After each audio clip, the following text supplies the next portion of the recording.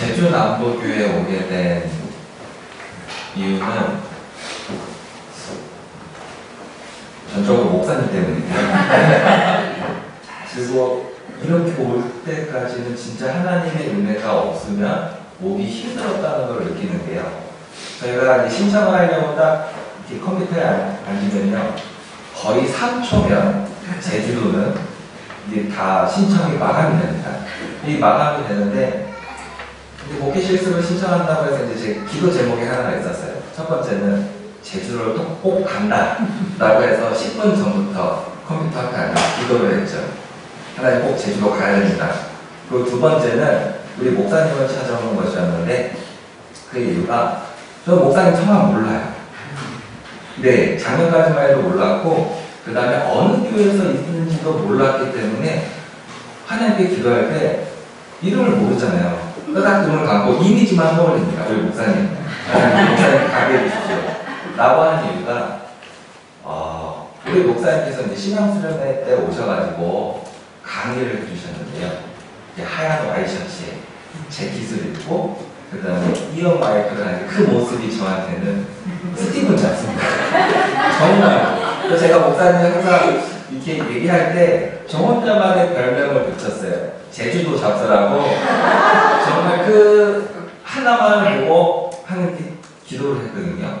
거의 한 달 동안 기도했는데, 마지막에 이 교회 올 때까지는 그래도 나름대로 신학생이기 때문에 전통적인 방법, 사다리 타기로 여기 왔습니다. 그래서 이건 정말로 하나님의 은혜가 아니면은 올 수 없는 것인데, 또 목사님께 여러 가지 많이 배웠고, 그 다음에 많은 조언을 해주셨고, 그리고 우리 신학교에서는 최초의 다른 방법으로 가장 멋있는 인상을 준 우리 목사님께 박수 한번 부탁드리겠습니다. 그거 하나만 바라보고 여기까지 왔습니다. 제가 아직 장가를 안 가서요, 이렇게 밥을 먹을 때 이제 뉴스를 자주 보게 돼요. 근데 뉴스들도 각양각색의 이제 특징이 있어가지고, 오늘은 이번 뉴스가 마음에 안 들어가지고 이제 다른 뉴스를 보기 위해 채널을 옮깁니다. 근데 이제 나는 자연이다라는 프로그램이 나와가지고 그거를 보고 있는데, 그날 이제 특집이었어요. 그래서 뭐 제일 첫 번째 나온 게 벌 농사를 하시는데 말벌을 맨손으로 잡으시는 분이 나왔어요. 그리고 뭐 두 번째는 이게 김치에 무슨 고등어인가 뭐 갈치인가 이런 거를 넣어가지고 먹으시는 분이 나왔어요. 그게 그렇게 맛있대요. 근데 그들의 공통점 하나는 사람을 차별하지가 않아요. 누가 오든지 간에 가장 좋은 음식, 그리고 가장 좋은 자리를 내놓는데, 오늘 말씀 읽은 것처럼 성경 말씀에 야고보 사도는 이미 이것을 알고 있었나 봐요. 예수님의 12 제자들 중에 한 명인 야고보는 각지에 흩어져 있는 교회에 편지를 보냅니다. 그래서 오늘 2절과 3절에 보면은 회당, 지금의 말하면 교회에 부자와 가난한 자가 들어옵니다. 근데 여기서 부자는 손에 금가락지를 끼고 옷은 아주 아름다운 옷을 입었다고 하는데, 지금으로 말하면 국회의원보다 더 막강한 권력을 가지고 있었어요. 조금 더 구체적으로 말하자면은 당시의 원로원 또는 사법권을 행사할 수 있는 이런 권위 있는 사람이 교회에 들어온 거죠. 들어올 수 있어요. 교회는 누구나 들어올 수 있죠. 가난한 자도 또는 부자인 사람들도 들어올 수 있는데, 문제는 교회에 있는 성도들이 그 부자를 눈여겨보고 가장 좋은 자리로 인도했다는 겁니다.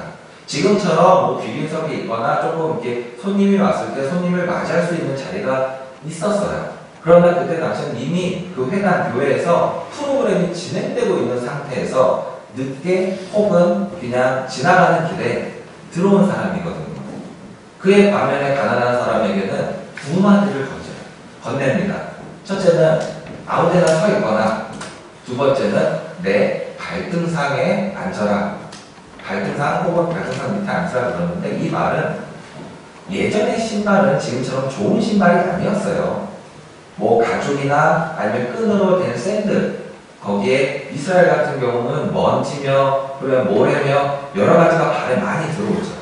근데 그 의자에는 항상 발을 받칠 수 있게 발받침대가 있는데 그곳에 앉으라는 겁니다. 차라리 서 있으라 그러고 냅뒀으면 훨씬 낫을 뻔했는데 자기가 발을 대는 그곳에 앉으려는 거는 그 사람 마음속에는 이미 차별이 있다는 거예요. 저도 뭐 이게 바로 신학을 한 게 아니고 좀 세상에서 한 10년 정도 아주 짧은 기간 동안 약간 세상 공부를 하다가 다시 왔는데 그동안 정말 많은 차별을 당했죠.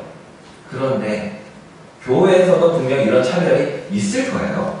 근데 있을 건데 이 차별이 좁게는 개인의 차별 또는 넓게는 공동체의 차별이 있을 거라고 분명 생각을 하는데 저는 정말로 어마어마한 차별을 당했습니다. 아직은 교회에서 이제 교육부서를 맡고 있습니다. 어린아이들과 같이 예배를 하고 있는데 교회 예배당이 넓지 않게 좁게 직사각형으로 길게 있어요. 분명 제가 예배를 드리고 있습니다. 예배를 인도하기 시작했고 조금 있으면 이제 제가 설교를 해야 되는데 뒤에서 문이 열리더니만 남신도 회분들 한 두 분이 오셔서 의자 한 줄을 이렇게 찢어 가져가는 거예요. 그래서 아니 뭐 의자 한 줄 정도야 그러면서 이제 마음을 삭히면서 이제 계속 인도를 하는데 한 1, 2분 지났나요? 또 가더니만 그 앞에 있던 의자를 또 가져가는 거예요. 갑자기 이게 부글부글 끓더라고요. 그래서 이제 생각했던 게 만약에 그 자리에 장로님이 계시거나 아니면 담임 목사님이 계시거나 조금 이렇게 힘이 있으신 분이 계시다면 과연 의자를 가져갔을까라는 생각을 해요. 그 바람에 우리 교사 선생님들은 그 긴 시간을 서서 예배를 했어요. 이게 아직도 이렇게 그 생각만 하면 전도사가 힘이 없는 건지 아니면은 이게 조금 그분들이 너무 급하신 건지 몰랐는데 가서 정말로 큰 소리를 한마디 해주고 싶었는데 또 이제 뭐 여름 성생학교가 되거나 아니면 뭐 어디 놀러 갈 때 이렇게 우리 아이들 맛있는 거 사주라고 이렇게 좀 주시잖아요. 그것을 염두에 두고 참자 열고 교육 목사님한테 이렇게 알리지 않고 넘어갔습니다. 근데 그게 참 마음에 아직도 좀 너무 이렇게 깊은 표현인 것 같은데 한이 되고 있어요. 근데 이게 다른 데가 아니에요. 교회예요, 교회. 교회에서 이런 일이 일어난다는 게 지금은 웃으면서 얘기할 수 있지만 그때 당시는 집에 갈 때까지만 막 씩씩거리면서 갔거든요. 그리고 나서 15절 이하로 보면 또 다른 얘기가 나옵니다. 형제 자매들 중에서 교회 안에 있는 형제 자매들 중에서 헐벗고 배고픈 사람이 나와요. 그런데 이렇게 얘기한다는 거죠. 세 가지를 또 얘기합니다. 편안히 가고 몸을 따뜻하게 하고 집에 가서 배부르게 하라 라고 얘기를 하면서 전혀 도움의 손길을 주지 않아요. 여기에 보면 일용할 양식이라고 나와 있거든요. 이때 당시에는 그날 하루 벌으면 그 번 걸로 그날 하루 가족이 먹는 상황이었어요. 그럼 이 사람이 일용할 양식이 없다는 것은 말 그대로 이 사람이 일을 할 수 없는 상황이 있는 거예요. 또는 일을 할 수 있다 할지라도 다른 사람을 썼다는 거죠. 근데 보시다시피 조금 더 내려와서 보면은 일용할 양식이 없고 그 다음에 춥고 헐벗었다는 것은 이 사람이 그 하루 굶었다는 게 아니거든요. 그런데 여기에서 말로만 얘기를 한다면 그게 누구에게 도움이 되겠습니까? 제가 헐벗고 배고프고 추운데 누군가 저한테 네 집에 가서 스스로 해 라는 얘기를 했을 때 저한테 도움이 되겠습니까? 아니면 그 말을 한 사람한테 도움이 되겠습니까? 또는 그 장면을 목격한 사람, 이 장면을 들은 사람 아무한테도 도움이 안 되는데 이게 교회 안에서 일어났다면 이것처럼 큰 일이 없어요. 정말 야단난 일이에요.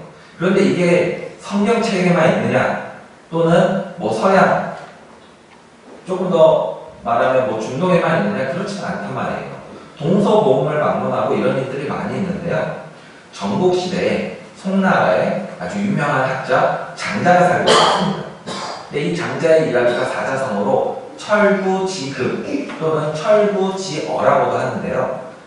이 장자가 정말 배가 고파가지고 지방 관리에게 가서 좀 양식을 위해서, 끼니를 잇기 위해서 돈을 좀 뿌려갑니다.